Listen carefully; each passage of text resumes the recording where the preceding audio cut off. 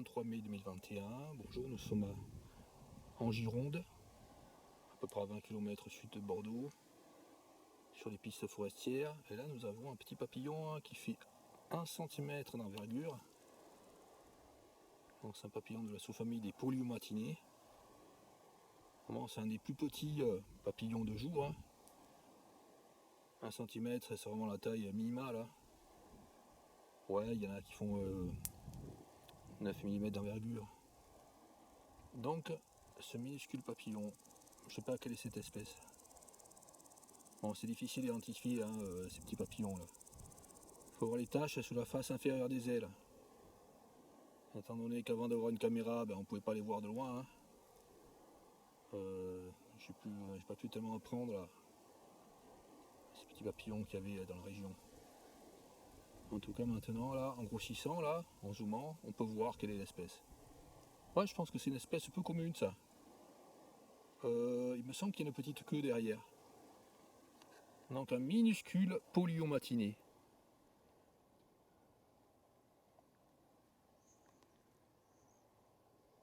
Polyumatiné, c'est une sous-famille. Donc là, il va de fleur en fleur, il butine des fleurs de potentilles qu'il y a là, à ce croisement de pistes. Donc bon, il faudrait vraiment filmer la face inférieure des ailes pour l'identifier. Ah, alors il s'est posé là. On va voir peut-être. Là. Là.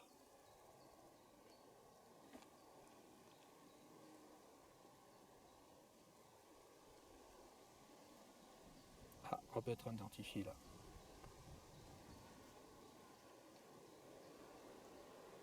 En tout cas, il est vraiment minuscule. Donc cet endroit est vraiment riche en papillons. Enfin, juste cet endroit de la piste. Ailleurs, c'est pas tellement riche, mais là, au croisement, là, il y a plein de fleurs. Donc il y a pas mal d'espèces de papillons, surtout des papillons, surtout des mélités. Donc il y a la mélitée du plantain à cet endroit, puisqu'il y a plein de plantains qui poussent. Là, je montre.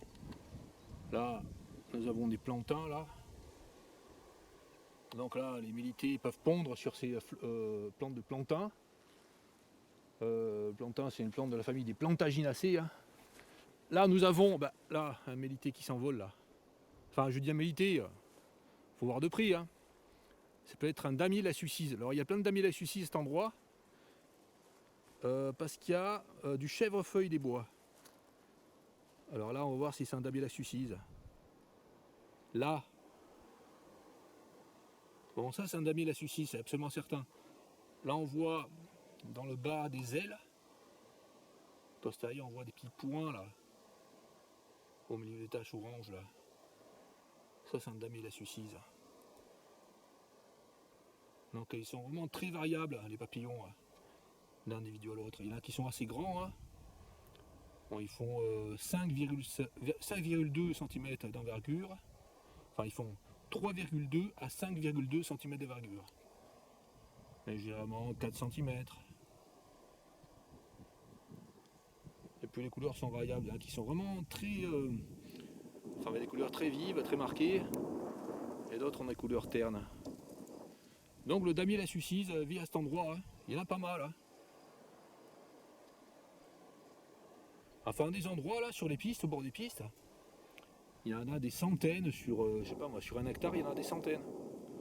Et c'est les endroits où il y a du chèvrefeuille des bois. Non, j'ai déjà fait un film sur ces pistes là, il y a des années. Avant, il y avait plus d'amis la suicide à cet endroit. Mais un jour, il y a un tracteur qui est venu là, qui a tout broyé là, tout le fossé là, et puis il a coupé des chèvrefeuilles qu'il y avait là, plein de chèvrefeuilles qu'il y avait, qui grimpaient le long des chênes. Donc le damier suicide, c'est un papillon protégé, mais par contre, sa plante haute, c'est-à-dire sa plante nourricière. Alors en Gironde, à cet endroit, c'est exclusivement le chèvrefeuille des bois. Sa plante haute n'est pas protégée. Il y a des imbéciles qui viennent là, qui la broient. Parce que pour eux, c'est. Pour eux, c'est. Il faut nettoyer, c'est tout ce qu'ils ont dans la tête. Là, un autre papillon. Donc là également, le damier de la succise. Euphdrias aurigna. Ah, il butine une fleur de trèfle. Le trèfle, ce trèfle blanc là, commun dans les prés.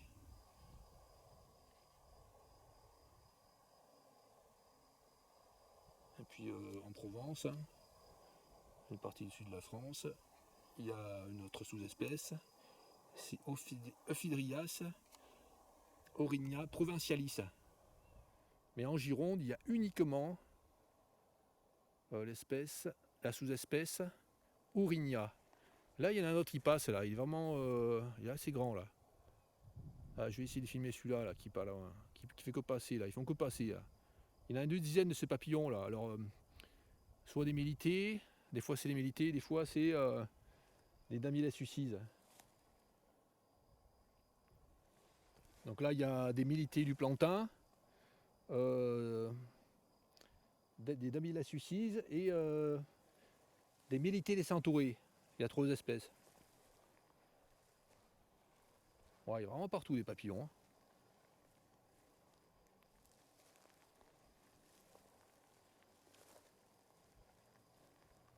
Toujours à cet endroit-là, à ce croisement, il y a plein de papillons. Et beaucoup moins ailleurs. Là, nous voyons un Damilas succis, mais vraiment pas très coloré. Hein. Là, bon, ils n'arrêtent pas de bouger. Hein. Ce que je voudrais, c'est filmer la mélitée. Et puis là, un papillon là, ouais, c'en est un là. Damilas succis, posé là.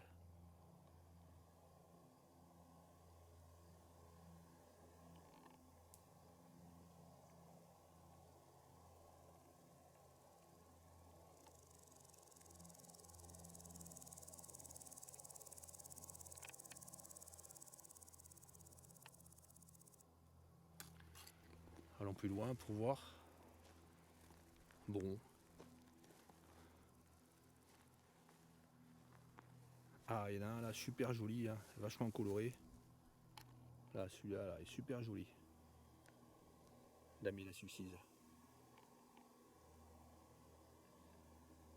Il butine une fleur de potentille.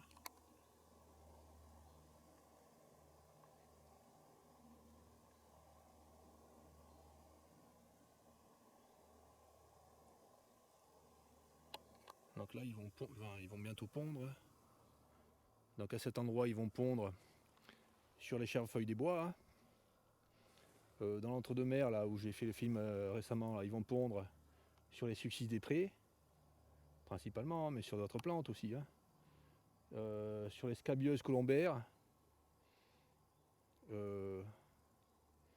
sur les cnotis des champs, là où il y en a, les très rares endroits où il y en a. Hein. Donc ils vont pondre, puis après à plein d'endroits, hein, une fois qu'ils auront pondu, hein, bah, il y a des petites chenilles qui vont émerger, qui vont sortir des œufs, qui vont commencer à grignoter les plantes. Donc c'est un papillon qui a une génération par an. Hein. Donc ils vont commencer à. Les chenilles vont émerger, et puis une fois que les chenilles seront bien tendres sur les plantes, eh ben, il y a un engin qui va passer, qui va tout broyer. Là un autre papillon, ah mince, il est parti là.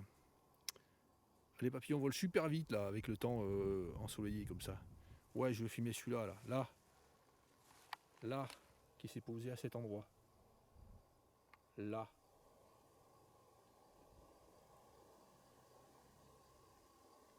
Un tout petit papillon, hein. Enfin même pour sa famille là, il est assez petit. Hein. C'est un papillon de la famille des Hespéridés et de la sous-famille des Pyrginés. Bah, qui sont presque toujours comme celui-là, les Pyrginés. Cette forme là, une envergure de en général 1,5 à 3 cm d'envergure. Et celui-là il est vraiment petit. Hein. Ouais non, il est pas petit non. Ah, non, il est pas petit non. Ouais, il s'est envolé. Il est pas petit, il fait 2 cm. Il est assez petit, mais pas hyper petit. On va voir là. De plus près, là. Là, il est posé là, sur une fleur. Là. Donc un papillon de la sous-famille des pyrginés. Et là, il y avait quoi là?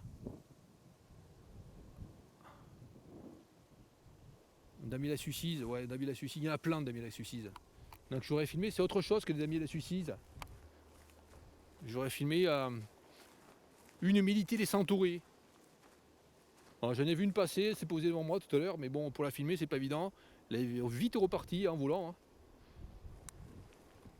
Donc cet endroit est vraiment riche. Il y a ces lotiers là, bon, qui permettent la vie des papillons également.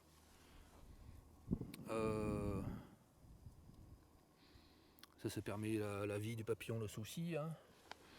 Donc, ce que je voulais montrer à cet endroit, c'est également, en plus des papillons, là encore, un damier de la suicide, il y en a partout, hein, cet endroit. Là, sous les filets en tension, là, un peu plus loin, c'était vraiment rempli de damiers de la suicide il y a quelques années, là, des centaines et des centaines. Mais ils ont tout broyé là, sous la ligne, ils ont broyé la végétation. Hein. Donc, je pense pas qu'ils fassent attention à broyer à une période propice. C'est-à-dire qu'il ne faudrait pas qu'ils broient quand les papillons sont au stade de chenille. Le problème, c'est que beaucoup de gars là pensent que bon, ce qu'il faut, c'est faire un broyage, un fauchage tardif. Ils pensent toujours à ça là. Mais c'est pas forcément tardif qui est intéressant pour les papillons. Enfin, tardif, c'est pas forcément au mois de novembre. Hein. Donc là, un autre papillon là, un petit papillon bleu. Bon, j'arrive pas à les voir là, celui-là, là. Donc un papillon. Donc ça, c'est un papillon de la famille des Lycienidés, de la sous-famille des Polyomatinées. Hein. Bon, encore là, c'est pas évident à identifier ces papillons. Hein. Beaucoup se ressemblent. Et puis il y a un dimorphisme sexuel assez marqué, même complètement marqué entre le mâle et la femelle. Des fois, le mâle est bleu, la femelle est brune.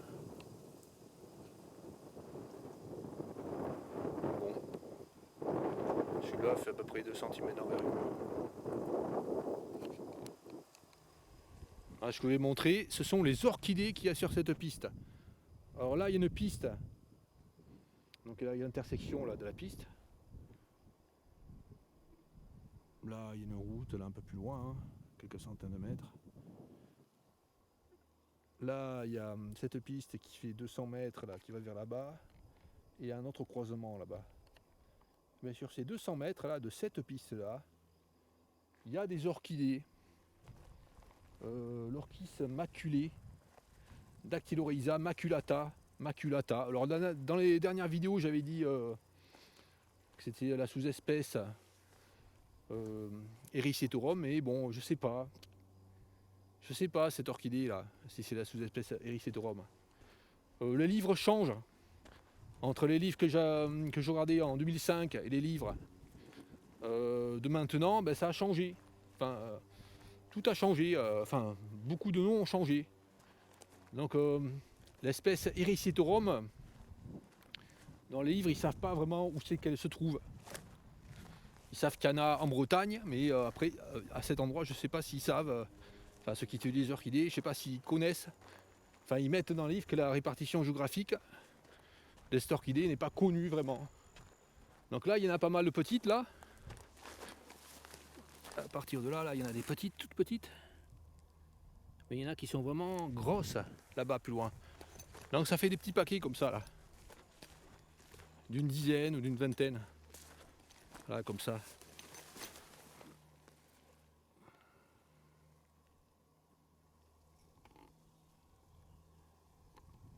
Alors les fleurs sont nettement plus grosses que celles qu'il y a dans l'entre-deux-mer. Elles sont beaucoup moins élancées. Il semble que ce soit une fleur différente de celle qu'on voit habituellement dans l'entre-deux-mer. Mais bon, celle que je vois dans l'entre-deux-mer, ça peut être à chaque fois l'orchis de Fuchs. Dactylorhiza fuchsii. Donc vraiment j'ai des doutes sur cette plante là, je sais jamais à quelle plante j'ai affaire. Entre Dactylorhiza maculata et Dactylorhiza fuchsii, il y a vraiment des différences. qui sont peu importantes des fois. Donc nous allons voir celle qui a plus loin là-bas. Voilà, il y en a des grosses plus loin là. Enfin, je vais m'arrêter sur celles qui sont belles, hein, bien belles, bien grosses. Ah, 50 mètres plus loin, là, il y a une belle, vraiment très belle, qui n'a pas fini de grandir. Hein. Donc là, la fleur va monter encore, va grossir. Donc là, une de ces orchidées là, une Dactylorhiza. Alors au lieu de les appeler orchis maculé, je pense qu'il vaudrait mieux les appeler le Dactylorhize maculé, parce que le nom latin c'est Dactylorhize. Puis appeler toutes les orchidées comme ça orchis, je trouve ça naze. En fait, orchis c'est un nom qui était donné autrefois. C'est un nom de genre qui était donné autrefois à beaucoup d'orchidées.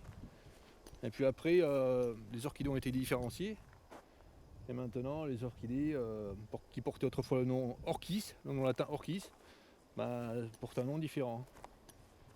Mais dans les livres, on donne toujours le nom de orchis pour cette orchidée, alors que le nom de genre a changé depuis vraiment très longtemps. Par exemple, la Platanthère verte, je vois des livres pas très anciens, hein, des livres qui ont même moins de 10 ans, hein, qui donnent comme nom pour la Platanthère verte orchis verdâtre, un truc comme ça. Donc moi je préfère appeler cette fleur la Platanthère verte. Bon, c'est plus facile pour se souvenir en plus des plantes, enfin pour mémoriser ces plantes, parce que bon, les platanthères ont vraiment un aspect particulier, et donc quand on emploie le mot platanthère, on voit tout de suite de quelle plante on parle. Parce que si on dit orchis pour toutes les plantes, vraiment on ne peut pas se souvenir des plantes après, hein. Enfin c'est difficile à parler des plantes après. Donc là un autre paquet là. Voilà un autre paquet. On peut voir la fleur là vraiment de près. Là. Donc c'est pas évident. Là. À filmer là. Là. Donc, je montre par rapport à mon doigt que la fleur elle est assez grosse là. Le label là, c'est-à-dire le pétale du bas, est assez gros. Bien tacheté. Hein. Vraiment tacheté. Ça se trouve c'est une espèce là qui est en Gironde uniquement là. Dans cette partie de la Gironde, c'est peut-être une espèce vraiment spécifique à ce lieu là. Dans les 20 km au sud de Bordeaux, enfin entre 20 et 60 km au sud peut-être. Ça peut être cette espèce qui n'est vraiment présente nulle part ailleurs dans le monde. En tout cas, celles que je vois un peu comme ça là, qui sont dans l'entre-deux-mers, sont beaucoup plus effilées, hein, beaucoup plus élancées, moins trapues que celles que je vois à cet endroit là. Et puis souvent à cet endroit elles sont bien plus roses. Voilà, comme celle-là là. La couleur vraiment est vraiment très rose. Là, je montre.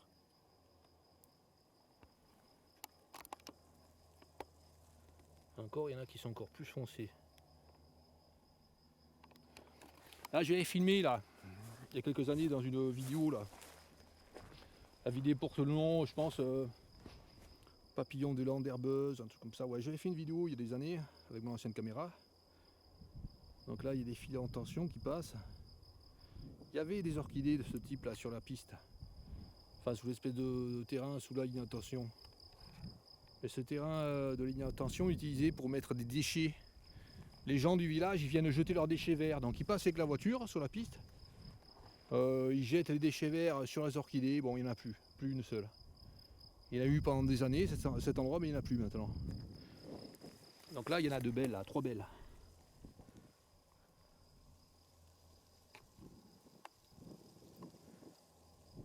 Et puis là, on voit les feuilles de ces plantes qui sont maculées. Plein de taches noires.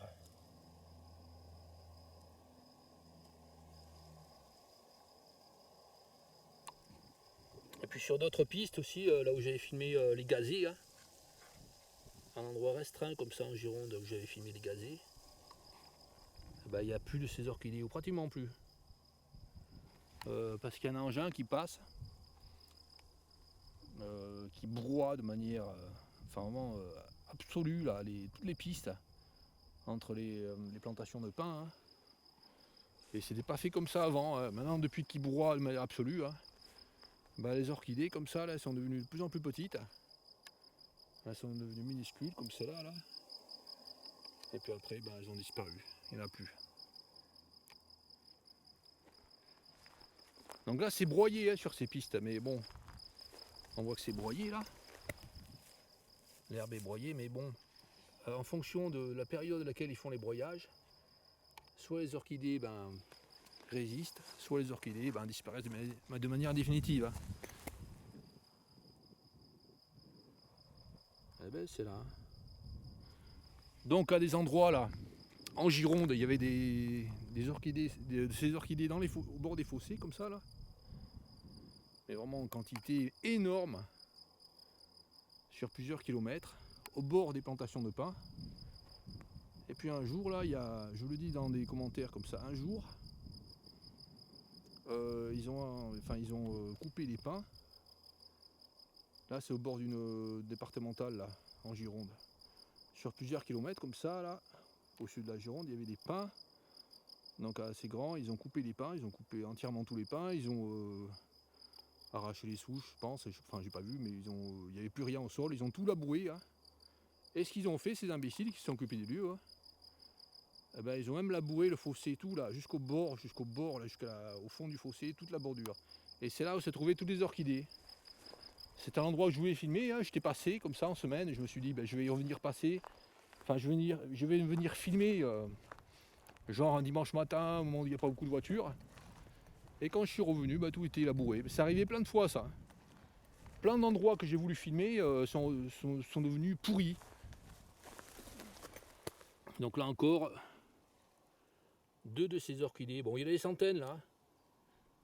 Il y en a des centaines sur 200 mètres seulement. Alors pourquoi il n'y en a pas après? J'ai regardé après l'autre croisement, il n'y en a pas une. Et après là, après l'autre croisement là, que nous avons vu au début, là, il n'y en a pas une. Uniquement sur 200 mètres. C'est bizarre, hein?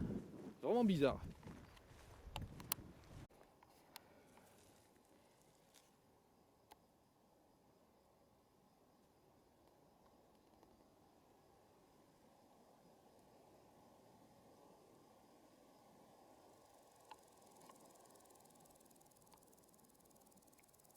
« 50 mètres plus loin, je montre une qui est bien rose.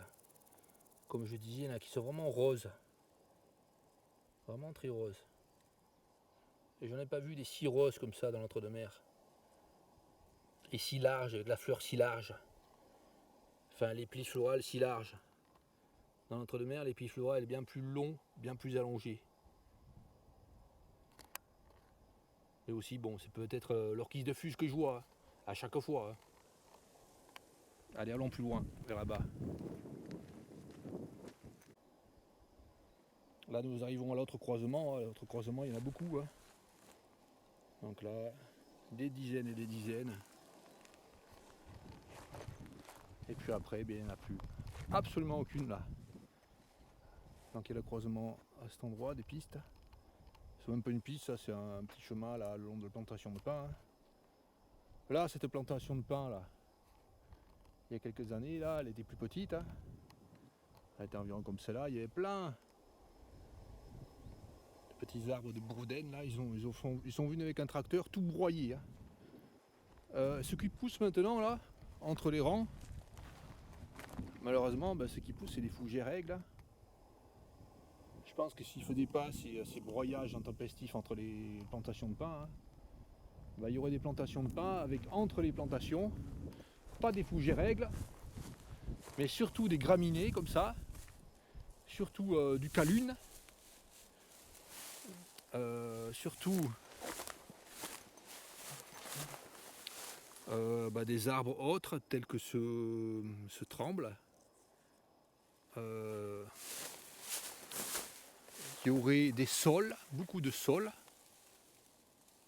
Enfin, il y aurait vraiment plein d'arbres qui permettent la vie des papillons. Mais comme il y a des gars qui sont vraiment maniaques, qui broient pour rien, je pense, Parce que il faut broyer, il faut nettoyer, enfin il n'y a pas de raison. Ils broient parce qu'il faut le faire, hein, parce qu'on leur a dit il faut faire ça, c'est tout. Donc ils se obéissent, ils le font. Mais s'il n'y avait pas ces broyages donc entre les rangs, il y aurait vraiment plein de vie entre les rangs de pins. Enfin sur les endroits comme ça, là, avec un sol un peu humide, dans les forêts de pins. Donc là, il y a plein de boulot aussi. Et même pour l'exploitation du pin, même pour l'exploitation du bois. Je me dis, bon, on pourrait laisser les bouleaux pousser entre les rangs. Et puis quand on exploite après, couper aussi les bouleaux. Mais pas couper tout au même endroit sur 10 km, tout ras. Si on faisait une exploitation en pensant à respecter un minimum les espèces, ça permettrait de ne pas faire disparaître plein de papillons. Mais non, ils préfèrent tout broyer au même endroit, sur des kilomètres et des kilomètres. Par exemple, là, quand ils ont fait le broyage des fossés à cet endroit-là, j'ai fait un film, je ne l'ai pas bien en ligne, il est super long le film, il fait 1h40. Je ne fais que me répéter dedans, là, il est trop long. Quand ils ont fait le broyage de ce lieu-là, des fossés, ils ont raclé les fossés, curé les fossés, ils l'ont fait sur toute la zone sur, je sais pas moi, 5 km sur 5. Partout en même temps. Même s'il y avait besoin de le faire, mettons, de curer un peu les fossés qui se comblaient, il aurait fallu le faire de manière, par exemple, faire un côté une année, puis attendre plusieurs années avant de faire l'autre côté. De manière à ce que s'il y a des, de manière à ce qu'il y ait une vie d'un côté, qu'elle soit pas, de manière à que tout ne soit pas détruit en même temps. S'il y a des tritons, par exemple, si on détruit d'un côté, après il en reste quand même de l'autre côté. Le côté qui n'a pas été détruit recolonise le côté qui a été détruit. Non, eux, ils préfèrent, ceux qui font ça, broyer tout en même temps. Donc ils sont hyper destructeurs pour la nature. Sur ce chemin là, il y a toujours des circes et des marais, des espèces de fleurs bleues, enfin mauves, qui vivent dans les marais. Bizarre. Je suis venu il y a une semaine, il y en avait là. Ah ouais, on va voir ça là. Là. Toujours au même endroit. Hein. Là.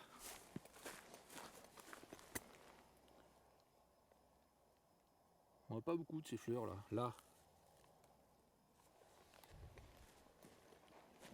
Hop là. On a un papillon qui s'envole là.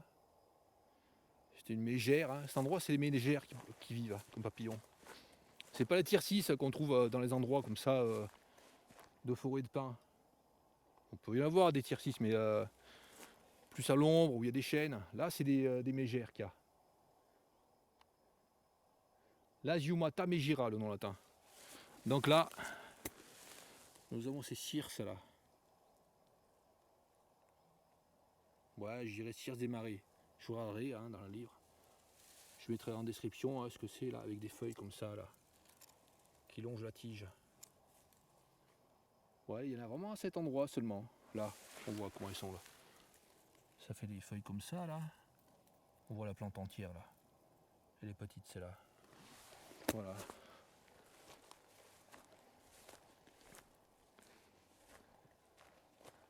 Puis après, plus loin, il n'y en a pas là. À 50 mètres, il n'y en a plus. Donc là, un endroit de biodiversité à cet endroit, uniquement à cet endroit.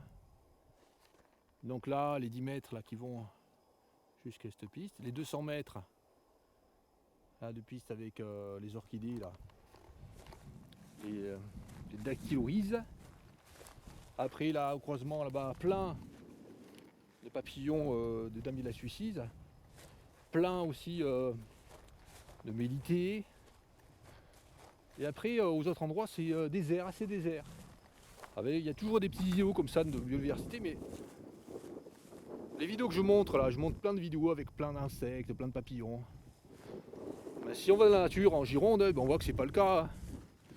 Il y a seulement des petits îlots, des petits îlots de biodiversité. Alors par exemple dans l'entre-deux-mer, là où j'ai filmé les milités, où j'ai filmé les dames et la suicide, c'est vraiment le seul endroit où il y en a. Enfin le seul endroit, c'est pas le seul endroit, mais pour les 3 km à la ronde, là, c'est le seul endroit où il y en a. Donc là c'est pareil, un endroit riche, mais si on va aux pistes qui sont derrière là, Là, si on va 200 mètres aux pistes qui sont derrière, là, eh ben, c'est pauvre. Peu de biodiversité.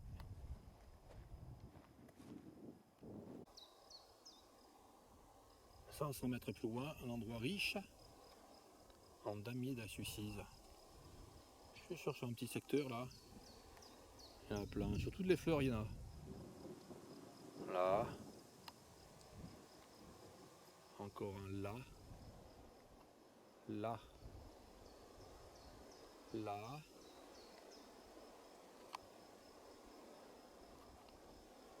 Bon, il y en a des centaines. Des centaines et des centaines de papillons, le damier de la Suicide. Ça va peut-être des milliers là sur un hectare. Là. Donc là, ce que je dis là, dans un commentaire, une réponse, hein, c'est que dans le reportage là, dans la chaîne Franco, là, allemande, là, dans le reportage là, où il parle de damier de la Suicide, là, un reportage il y a quelques années seulement. Hein. Il y a des gars là, ils disent on a élevé des damier de la Suicide, donc ils montrent une serre en Allemagne. Hein. On va réintroduire le damier de la Suicide de là où il avait disparu, où il était présent avant. Alors ils disent au début du reportage, le damier de la Suicide ne se reproduit, enfin ne vit que aux dépens. Enfin les chenilles de damier de la Suicide ne se nourrissent que de la Suicide des prés. Donc ils auraient élevé le damier de la Suicide, hein, en serre, c'est complètement ridicule, hein. Il n'a pas besoin de serre pour être levé. Hein. Et ensuite on voit à la fin du reportage, les gars ils relâchent comme ça, là, des gentils, hein, ils relâchent des damiers de la Suicide hein, dans la campagne en Allemagne.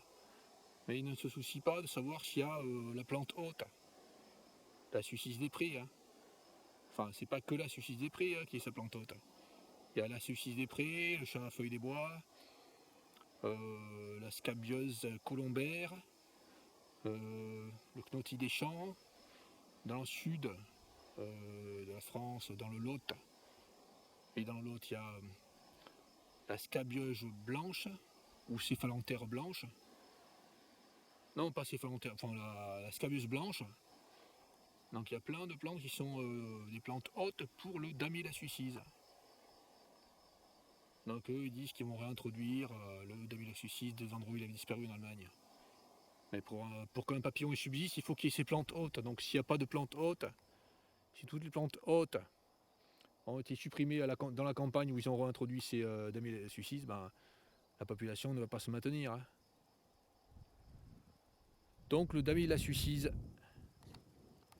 extrêmement commun. Je pense que dans l'émission là, où ils disent les scientifiques là, où on a introduit, on a élevé le damier de la Suicide, ils sont venus à un endroit comme ça, genre en Gironde, et ils sont tombés sur des pontes de damier de la Suicide, donc sur des chèvrefeuilles là qu'il y a au pied des pins des fois. Alors là il n'y en a pas peut-être parce qu'ils ont fait plein de travail entre les rangs de pins là. Mais des endroits un peu plus sauvages, et là il y a plein de chèvrefeuilles. On peut trouver des milliers de chenilles. Sur même pas un quart d'hectare, on peut trouver des centaines de chenilles. Donc c'est facile de dire on a élevé des chenilles, on a élevé des mélacus. Non, ils n'ont pas levé, je pense ils sont venus à un endroit, ils ont prélevé les chenilles à la main, là, comme ça, dans les bocaux. Ensuite, ils ont emmené les chenilles dans des serres, et ils ont terminé leur dernier repas, là. Ils ont terminé de les nourrir hein, avec des plantes hautes. Après, les chenilles se sont transformées en chrysalides, et après en papillons. Après, ils ont dit on a levé des damier de la Suicide, hein, on est des chercheurs, après on les a libérés dans la nature. Oh là là. Mais en fait, résultat de l'opération, commencé 5 ans après. Ouais, si les damiers de la Suicide n'ont pas pu pondre sur les plantes hautes, il n'y en a plus. Hein. Là, il y en a un là. Ouais, il n'y en a pas tellement, hein, mais c'est phénoménal. Il y a des années, un endroit hyper riche en fait, chez la feuille des bois. C'est phénoménal tout ce qu'il pouvait y avoir. C'est-à-dire qu'on pouvait en voir une dizaine qui tourbillonnaient en rond là, qui montaient à 10 mètres de hauteur, là, qui redescendaient. Enfin, ils n'arrêtaient pas de voler partout autour là. Voilà, il y en a quelques-uns, mais pas tellement. Hein. Les criquets qu'on peut voir là sur les pistes, à des endroits là au sud de Bordeaux, c'est souvent des aïolopes automnales que l'on voit en hiver. Hein. Comme ceux que j'ai montrés dans l'entre-deux-mer.